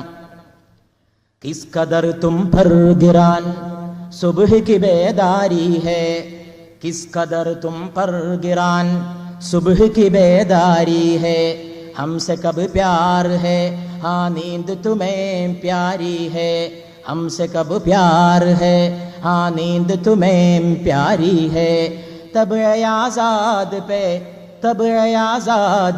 ഖൈദ റമസാൻ ഭാരി ഹേ. അല്ലാമ ഇക്ബാൽ പാടുകയാണ്. ഇക്ബാൽ പാടാത്ത വിഷയം റമദാനും ഇക്ബാൽ പാടിയിട്ടുണ്ട്. പെരുന്നാൾ എടുത്തു നോക്കിയാൽ അതിനെപ്പറ്റി ഇക്ബാൽ പാടിയിട്ടുണ്ടാവും. നിസ്കാരം എടുത്തു നോക്കിയാൽ അതിനെക്കുറിച്ചും ഇക്ബാൽ 2 വർത്താനം എവിടെയെങ്കിലും പറഞ്ഞിട്ടുണ്ടാവും. റമദാൻ മാസത്തെ പറ്റിയും അദ്ദേഹം പറഞ്ഞിരിക്കുന്നു. അദ്ദേഹം പറയുകയാണ്, സുബ്ഹിക്ക് എഴുന്നേൽക്കൽ നിനക്ക് ഭാരമാണോ? കിസ് ഖദർ തും പർ ഗിറാൻ സുബ്ഹി കി ബേദാരി ഹേ. സുബ്ഹിക്ക് രാവിലെ ഉണരൽ നിനക്ക് എത്രമാത്രം ഭാരമാണ്. ഹംസെ കബ് പ്യാർ ഹേ ഹാ നീന്ത് തുമേം പ്യാരി ഹേ. നമ്മോട് നിനക്ക് എത്ര ഇഷ്ടമുണ്ട് അള്ളാഹു ചോദിക്കുന്നതായി മഹാകവി പറയുന്നു. നിനക്ക് ഉറക്കത്തോടല്ലയോ ഇഷ്ടം? എന്നോട് ഇഷ്ടമുണ്ടായിരുന്നെങ്കിൽ നീ സുബ്ഹിക്കുണയുമായിരുന്നു. നിനക്ക് എന്നോടല്ല ഇഷ്ടം, നിനക്ക് നിദ്രയോടാണ് ഏറ്റവും കൂടുതൽ ഇഷ്ടം. തബ് ആസാദി പേ ഖൈദ റമസാൻ ഭാരി ഹേ. നിന്റെ സ്വാതന്ത്ര്യത്തിന്റെ ഈ ഓട്ടപ്പാച്ചിലിൽ നിനക്ക് റമദാൻ ഒരു ജയിലാണ്, ഭാരമാണ്. നോമ്പ് നോൽക്കണം, പട്ടിണി കിടക്കണം, കയ്യെത്താവുന്ന ദൂരത്തുള്ള പാനീയം തുടരുത്, ദാഹമാണ്, കുടിക്കരുത്, വിശപ്പാണ്, കഴിക്കരുത്, തിരിയരുത്, നോക്കരുത്, ഭാര്യയുമായി ബന്ധമില്ല, ലൈംഗികമായ വികാരങ്ങളില്ല, ചിന്തകളില്ല, എല്ലാറ്റിൽ നിന്നും മുക്തമായി ശുദ്ധീകരിക്കപ്പെട്ട ആത്മാവുമായി അള്ളാഹുവിനെ കുറിച്ചുള്ള ചിന്തയുമായി മാത്രം കഴിയണം. അതൊരു ഭാരമാണ്. അത് നിനക്ക് ഭാരമല്ലയോ? അല്ലാമ ഇക്ബാൽ ചോദിക്കുകയാണ്, തബ് ആസാദി പേ ഖൈദ റമസാൻ ഭാരി ഹേ. നിന്റെ സ്വാതന്ത്ര്യത്തിന്റെ ഓട്ടപ്പാച്ചിലിൽ നിനക്ക് റമദാനും ഭാരമാണോ? ഈ വക കാര്യങ്ങൾ കൊണ്ടാ ഇക്ബാലിനെ ഇഷ്ടപ്പെടണമെന്ന് പറയണത്. ഇക്ബാലിനെ എന്നെ പോലുള്ള ആൾക്കാർ ഇഷ്ടപ്പെടുന്നതും. അല്ലാതെ ചില ആൾക്കാർ മനസ്സിലാക്കിയ മാതിരി പാട്ട് പാടിയ ആളായതുകൊണ്ടല്ല. പാട്ടുപാടെ വേറെ പലരും പാടിയിട്ടുണ്ട്. ദീനുൽ ഇസ്ലാമിനെ എങ്ങനെ വ്യാഖ്യാനിച്ചതുകൊണ്ടാണ്. ദീനുൽ ഇസ്ലാമിനെ എങ്ങനെ വ്യാഖ്യാനിക്കേണ്ടത് ഇക്ബാലല്ല, വേറെ ആരാണെങ്കിലും നമ്മൾ ഇഷ്ടപ്പെടും. ഇത്ര രസകരമായ ഭാഷയിൽ അദ്ദേഹം അത് നമുക്ക് പറഞ്ഞു തന്നു. അതുകൊണ്ട് പരിശുദ്ധ റമദാനിന്റെ വിശുദ്ധമായ ഈ രാവിൽ നാം അതിന്റെ ഗൗരവത്തോടുകൂടി ഈ രാവിനെ ഉൾക്കൊള്ളുകയും ഉൾക്കൊണ്ടുകൊണ്ട് അള്ളാഹുവിനെ കുറിച്ചുള്ള ചിന്തയുമായി നാം നമ്മുടെ നിമിഷങ്ങളെ ചെലവഴിക്കുകയും ചെയ്യണം. പ്രിയപ്പെട്ടവരെ, കാലപ്രവാഹം മുന്നോട്ട് പോവുകയാണ്. നേരത്തെ സൂചിപ്പിച്ച പോലെ ഇന്നലെ കണ്ടവനെ ഇന്ന് കാണുന്നില്ല, ഇന്ന് കണ്ടവനെ നാളെ കാണുമെന്നുറപ്പില്ല. ഇന്നലെ കണ്ട മുഖം ഇന്ന് മരിച്ചു കിടക്കുന്ന മയ്യിത്താണ്. ഞാനിങ്ങോട്ട് കടന്നു വരുമ്പോൾ മരിച്ചെന്ന് കേട്ടെന്ന് പറഞ്ഞ ബന്ധു അടുത്ത ദിവസം ഞാനും എൻ്റെ സുഹൃത്തുക്കളും കൂടി കാണാൻ വേണ്ടി പോയിരുന്നു. അന്ന് മരിച്ചിട്ടില്ല, അന്ന് ജീവിക്കുന്ന തടിയാണ്, ഇന്ന് മരിച്ച മയ്യിത്താണ്. അത് മനസ്സിലാക്കാൻ വേണ്ടിയിട്ട് തന്നെയാണ്, അതിനൊന്ന് ഗൗരവത്തോടെ എനിക്കും നിങ്ങൾക്കും മനസ്സിലാക്കാൻ വേണ്ടിയിട്ട് തന്നെയാണ് ഈ വിഷയം പ്രിയപ്പെട്ടവരെ നമ്മൾ വെച്ചത്. ഇതിൻ്റെ ചർച്ചയുടെ ഉദ്ദേശവും അതാണ്. വളരെ ഗൗരവമുള്ള ഒരു വിഷയമാണിത്. എൻ്റെ വാക്കുകൾക്ക് ഈ വിഷയത്തിൻ്റെ ഗൗരവം ഉൾക്കൊള്ളാൻ കഴിയുമോ എന്ന പ്രതീക്ഷ എനിക്കില്ല. പക്ഷേ ഇത് ഏറ്റവും ഗൗരവമുള്ള വിഷയമാണ്. ഇന്ന് ഇത്തരം വിഷയങ്ങളിലുള്ള താല്പര്യം ആളുകൾക്ക് കുറഞ്ഞു വരുന്നു. അതിനൊരു കാരണം ഞാൻ ഈ വലിയ സദസ്സുമായിട്ടൊരു സംഗതി പങ്കുവെക്കാം. ഇന്ന് എല്ലാവർക്കും താല്പര്യം ഖണ്ഡനങ്ങളിലും വിവാദങ്ങളിലും വാദപ്രതിവാദത്തിലും മാത്രമാണ്. അങ്ങോട്ടും ഇങ്ങോട്ടുമുള്ള ഈ വർത്താനല്ലാതെ. അങ്ങനെയുള്ള വർത്താനത്തിൻ്റെ ഇടയിൽ എന്താ സംഭവിക്കാന്നറിയോ? എന്താ സംഭവിക്കുക? അടിസ്ഥാനപരമായ കാര്യങ്ങളവിടെ മാറ്റിവെക്കപ്പെടും. നിസ്സാരമായതിൻ്റെ പിന്നാലെ പോവുകയാണെങ്കിൽ സാരമായത് അവിടെ മാറ്റിവെക്കപ്പെടും. ഇതൊരു സത്യമാണ്. നിങ്ങൾ ആലോചിച്ച് നോക്കി, നിങ്ങളെ ജീവിതത്തിൽ പ്രധാനപ്പെട്ട കാര്യം മാറ്റിവെച്ചുകൊണ്ടേ പ്രധാനമില്ലാത്ത കാര്യത്തിൻ്റെ പിന്നാലെ പോകാൻ കഴിയൂ. നിങ്ങൾ പ്രധാനപ്പെടാത്തതിൻ്റെ പിന്നാലെയാണ് പോണതെങ്കിൽ പ്രധാനപ്പെട്ടതിനെ നിർവഹിക്കാൻ നിങ്ങൾക്ക് സാധിക്കില്ല. അത് ജീവിതത്തിലെ ഒരു സാധാരണമായിട്ടുള്ള ഒരു സത്യമാണ്. മുമ്പ് ഇങ്ങനെയൊക്കെ ഉണ്ടായിരുന്നു, പരലോകത്തെക്കുറിച്ചുള്ള ചർച്ച, മരണത്തെക്കുറിച്ചുള്ള ചർച്ച. ഇന്ന് എവിടെ? ഇന്ന് ചർച്ചകളില്ല എന്നല്ല ഞാൻ പറഞ്ഞത്, വളരെ വളരെ വളരെ കുറവാണ്. ഇന്ന് പ്രസംഗിക്കുന്ന എന്നെപ്പോലുള്ള ആൾക്കാർക്കും താല്പര്യം വിവാദമാണ്, കേൾക്കുന്ന ആൾക്കാർക്കും താല്പര്യം വിവാദമാണ്. അതല്ലെങ്കിൽ കേൾക്കാൻ തന്നെ ആളെ കിട്ടൂല എന്ന അവസ്ഥയിലേക്ക് ഇന്ന് കാര്യം അതപ്പതിച്ചിരിക്കുന്നു. ആ പോക്കിന്റെ ഇടയിൽ തീർച്ചയായും നമ്മൾ ഓർക്കേണ്ട വളരെ പ്രധാനപ്പെട്ട ഒരു വിഷയം എന്ന നിലക്കാണ് പ്രിയപ്പെട്ട എൻ്റെ സഹോദരങ്ങളെ, ലോകാവസാനവും പരലോകവും മതത്തിലും ശാസ്ത്രത്തിലും എന്ന ഈ വിഷയം നാം ചർച്ചക്കെടുത്തിട്ടുള്ളത്. മരണം വളരെ പ്രധാനപ്പെട്ട ഒരു വിഷയമാണ്, പരലോകം അതിലേറെ പ്രധാനപ്പെട്ട വിഷയമാണ്. അതുകൊണ്ട് ഈ വിഷയത്തെക്കുറിച്ചുള്ള ചർച്ച ഇങ്ങനെയുള്ള കാര്യങ്ങളിൽ താല്പര്യമുണ്ടാക്കുക എന്ന ഒരു ഉദ്ദേശവും കൂടി ഇതിലുണ്ട്. അതുകൊണ്ട് തന്നെ ഞാൻ നിങ്ങൾക്ക് ഗ്യാരണ്ടിയായിട്ട് പറഞ്ഞു തരുന്നു, ഒരു വിവാദവും ഒരഭിപ്രായ വ്യത്യാസവും ഒരു ചർച്ചയും ഒരു ഖണ്ഡന മണ്ഡനവും ഒരു വാദപ്രതിവാദവും ഒരു കുതർക്കവാദവും ഈ വിഷയത്തിൽ കടന്നു വരില്ല. മരണത്തിന്റെ കാര്യത്തിൽ എല്ലാവർക്കും ഐക്യമാണ്. അതുകൊണ്ട് ഈ വിഷയത്തിലും ഐക്യമാണ്. മരിക്കുന്ന കാര്യത്തിൽ അഭിപ്രായ വ്യത്യാസം ഇല്ലല്ലോ, ഒന്നും വരെ ഉണ്ടായിട്ടില്ല. ഞാൻ മരിക്കൂല എന്ന് ആരും പറഞ്ഞു കേട്ടിട്ടില്ല എന്ന് വരെ. അതുകൊണ്ട് ഐക്യമുള്ള ഒരു വിഷയം വളരെ പ്രാധാന്യത്തോടെ ചർച്ച ചെയ്യാനുള്ള ഒരു അവസരമാണ് അള്ളാഹു നമുക്ക് തന്നിട്ടുള്ളത്. ഇതുപോലെയുള്ള വിഷയങ്ങളെ ചെറുപ്പക്കാർ ശ്രദ്ധിക്കണമെന്ന് സാന്ദർഭികമായിട്ട് ഞാൻ അവരോട് അപേക്ഷിക്കുകയാണ്. ഇതാണ് അടിസ്ഥാനപരമായ വിഷയങ്ങൾ. ഈ വിഷയങ്ങളിൽ നിന്ന് വളരെ പ്രധാനപ്പെട്ടതിൽ നിന്ന് നമ്മുടെ ശ്രദ്ധ തെറ്റിക്കുന്ന ചെറിയ ചെറിയ അപ്രധാനമായ കാര്യങ്ങളെ നാം അതിൻ്റെ ഗൗരവത്തോടുകൂടി മാത്രം കണ്ടാൽ മതി. ഏത് സാധനത്തിനുണ്ട് ഗൗരവവും ഗൗരവമില്ലായ്മയൊക്കെ. ഗൗരവമുള്ളതിന് ഗൗരവം കൊടുക്കണം, ഗൗരവം കുറഞ്ഞതിന് ആ ഗൗരവേ കൊടുക്കാവൂ, വർദ്ധിച്ച ഗൗരവം കൊടുക്കരുത്. മതത്തിലും ശാസ്ത്രത്തിലും എന്നാണ് നമ്മുടെ വിഷയം. സ്വാഭാവികമായും ആ വിഷയത്തിലേക്ക് പ്രവേശിക്കും മുമ്പ് ഒരു ധാരണ ഞാനിവിടെ തിരുത്താൻ ആഗ്രഹിക്കുകയാണ്. പരലോകവും മരണവുമായി ബന്ധപ്പെട്ട് നമുക്ക് പറയാനും നാളെ അനുഭവിക്കാനുമുള്ള ഒട്ടേറെ കാര്യങ്ങൾ ഇൻഷാ അല്ലാഹ് ശാസ്ത്രത്തിന് കൈകാര്യം ചെയ്യാൻ കഴിയാത്ത മേഖലകളാണ്.